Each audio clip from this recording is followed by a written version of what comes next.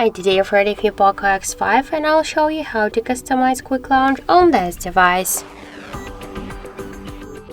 So now by double press to power key we can see that the camera application is activated, and for example if you want to use the torch, the flashlight, by double press to the power key, not the camera, we should first open the settings and then scroll down to additional settings, then tap to the gesture shortcuts and you'll see here the launch camera section. Just here by double press to the power key we'll use the camera app. Let's turn it off, go back, and for example to use the flashlight with the double press to power key we should use the switcher. So now let's press twice to the power button and we can see that the flashlight successfully activated.